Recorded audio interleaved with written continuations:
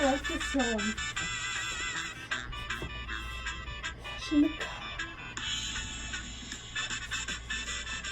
One more place to go there.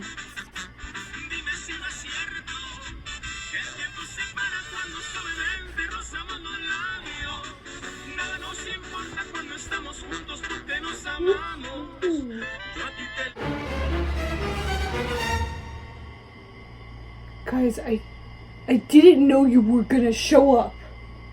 If I would have known, I would have been more prepared than that. Why don't you ever tell me anything? Just kidding, guys. It's me, your friend, Rita Flowrota. Today, we are going to be doing a new topic. This is a new segment on my channel called True Story Tuesday. Today we're going to be talking about a true story from what I mentioned, Rita Read Your Saharas Part 1.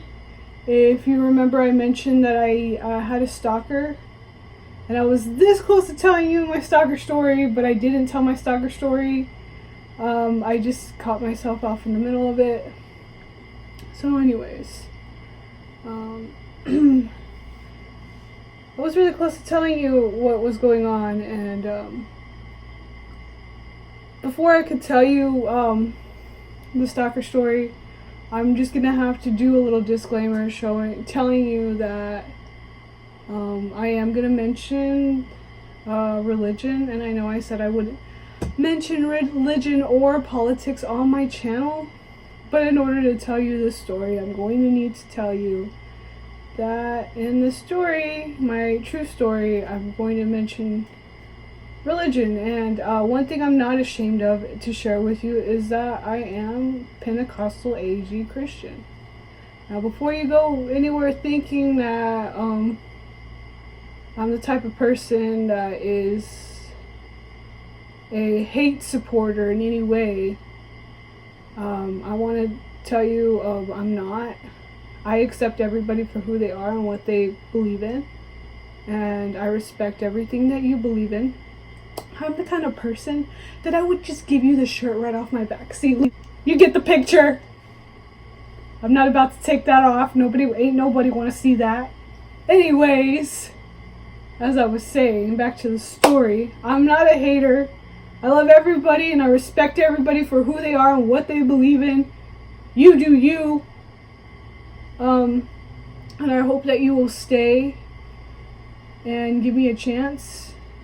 Anyways, I'm gonna tell you my story. So, when I was a kid, there was this, my sister had a best friend, whose brother really liked me. I didn't really like him that much. Well, I didn't really have a crush on him, but I knew he had a crush on me. I was going through that phase where I thought boys were icky, you know, was little. I don't anymore, obviously. So I was like, no, gross, go away. Years went on, we were in school together often. They would always move away, but they'd always come back. And yeah, he would stalk me at school constantly, and I was going through some severe stalking with this guy. And I'm not going to name any names, and I'm not going to, just to keep everybody protected. And even though I was severely stalked by this individual, I will not stoop down low to, as to saying what his name was. So anyways, this guy used to, also stalk me in school all the time. He would follow me everywhere except for PE class, which was girls' PE class, and the girls' bathroom, where only girls were allowed. He would not be there. Of course not, because he wasn't allowed. You get into big trouble if you're a guy and you go to a girls' PE class looking for a girl, or a girls' bathroom saying, hey, are you in here? That's not allowed. Anyways, at least during that time, you know, 2005, 6, whatever, 2004 was whenever I was in junior high. So fast forward to when I became a freshman in high school, He stalked me severely there too. You people are probably thinking, why didn't you say anything or do anything, Rita?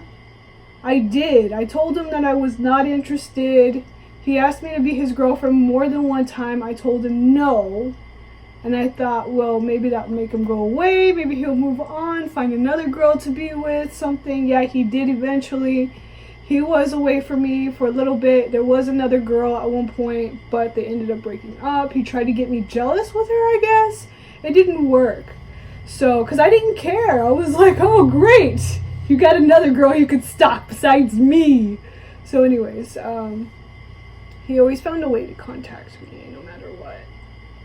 And yeah, in the beginning, yes, I was willing. I was like, here's my number. You can call me anytime, friend. But then it got bad. Things got worse. Then he was like not leaving me alone.